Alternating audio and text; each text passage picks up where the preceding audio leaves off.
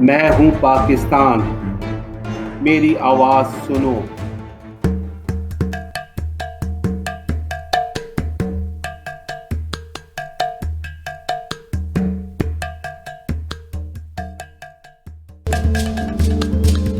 سن 1906 میں مسلم لیگ کا قیام،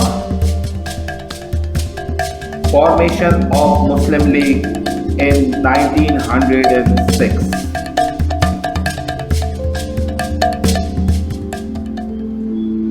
سن 1857 سے یہ دیکھا گیا تھا جب بر صغیر کا غلامانہ زمانہ شروع ہوا تو اس وقت ہندوؤں کا جو رویہ تھا خاص طور پر مسلمانوں کے ساتھ وہ بہت تعصبانہ تھا،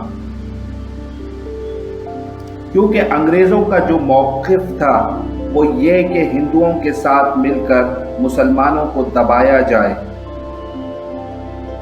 مسلمانوں کو وہ اختیار نہیں دینا چاہیے جو انگریز حکمران ہندوؤں کو دے رہے تھے۔ سن 1889 سے لے کر سن 1893 تک پروفیسر آرچ بولڈ علی گڑھ کالج کے پرنسپل تھے، تو نواب محسن الملک نے پروفیسر آرچ بولڈ کی مدد سے وائس رائے ہند لارڈ منٹو سے ملاقات کا وقت لیا اور ایک مراسلہ تیار کر کے اسے لارڈ منٹو کے سامنے پیش کیا۔ اس مراسلے کو حسین بل گرامی نے تیار کیا تھا۔ لارڈ منٹو سے یہ ملاقات 1 اکتوبر سن 1906 میں ہوئی تھی۔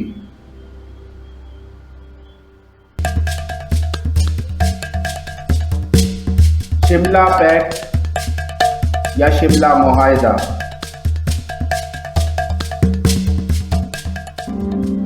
35 لوگوں کا ایک وفد شملہ جانے کی تیاری کر رہا تھا تاکہ وہاں جا کر وائس رائے سے بات کر سکیں، لیکن وائس رائے سے بات کرے تو کون کرے؟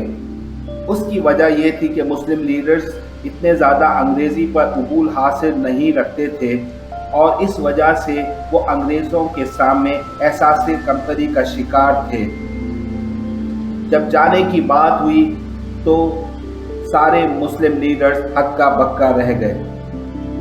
آخر میں یہ فیصلہ ہوا کہ لارڈ منٹو کے سامنے سر آغا خان مسلمانوں کے اس موقف کو پیش کریں گے۔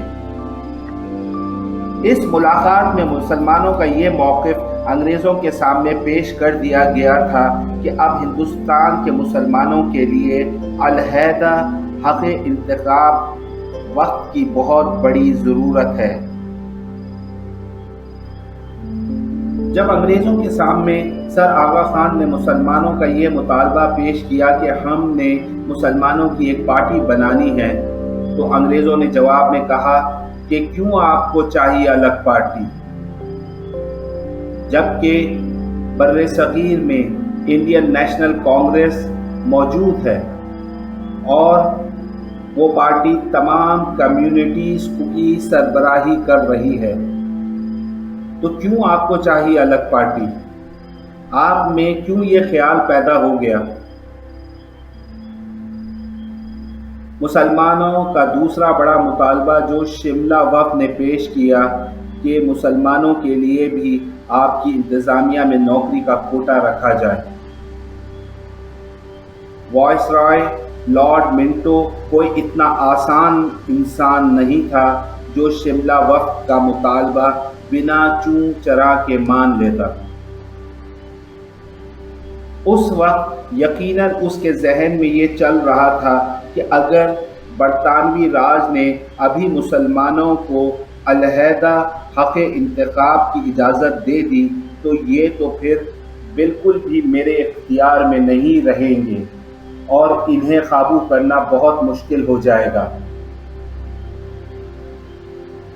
اس نے کہا کہ علیحدہ حق انتخاب کی میں بات نہیں مانوں گا آپ کی، البتہ یہ میمورنڈم آپ مجھے دے دیں اور پارٹی بنانے کے لیے آپ کو اجازت ہے۔ آپ جا کر پارٹی بنا لیں۔ وائس رائے لارڈ منٹو کی اس پیشکش سے مسلمانوں میں یہ ایک جرأت، ایک کریج پیدا ہو گئی کہ اگر ایک وفد مسلمانوں کے لیے انگریز سرکار کو مطمئن کر سکتا ہے تو پھر ایک پولیٹیکل پارٹی جو کانگریس کی طرز پر بنائی جائے گی تو مسلمانوں کے لیے تو وہ بھرپور طور پر کام کر سکے گی۔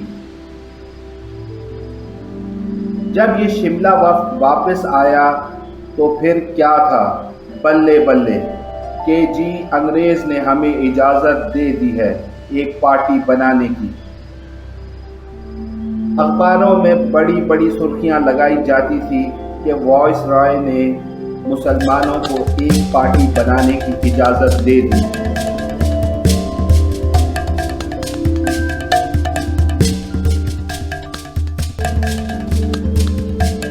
کانگریس کا یوم سیاہ۔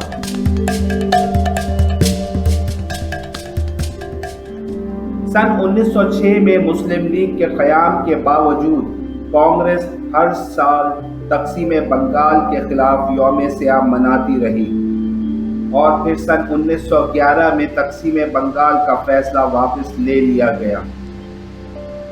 لیکن آپ مسلمانوں کی معصومیت دیکھیں کہ پھر بھی چند سال بعد لکھنؤ پیکٹ یعنی لکھنؤ معاہدے میں مسلمانوں نے کانگریس پر اندھا اعتماد کیا اور بہرحال بعد میں دھوکہ بھی کھایا۔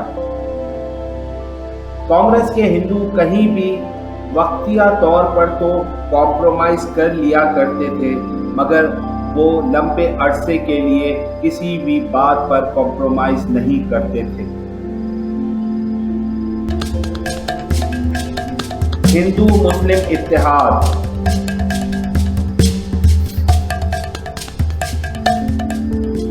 میرے بابا قائد اعظم محمد علی جناح کا مسلم لیگ میں شمولیت کے بعد سب سے بڑا کنٹریبیوشن لکھنؤ پیکٹ تھا جو سن 1916 میں طے پایا گیا تھا۔ اس میں ہندوستان کی دو بڑی جماعتیں کانگریس اور مسلم لیگ آپس میں مل بیٹھتے ہیں اور اس میں میرے بابا قائد اعظم محمد علی جناح کی آئینی اور قانونی دلائل کے سامنے ہندو اور کانگریس یہ ماننے کو تیار ہو گئے تھے کہ مسلمان ایک علیحدہ قوم ہے۔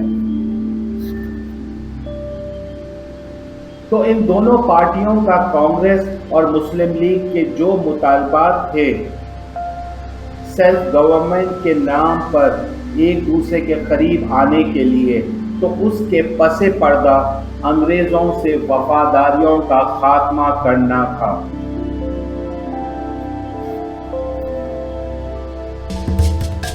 In 1920, disintegration of Ottoman Empire.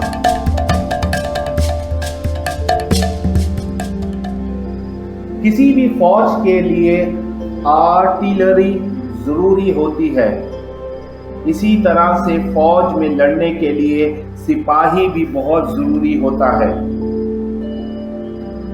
پہلی جنگ عظیم شروع ہو چکی ہے اور جن انگریزوں نے ہوٹلوں اور کلبوں کے باہر یہ لکھ رکھا تھا کہ "The dogs and Indians are not allowed"، اب وہی ہندوستانی تاج برطانیہ کی ضرورت بن چکے تھے۔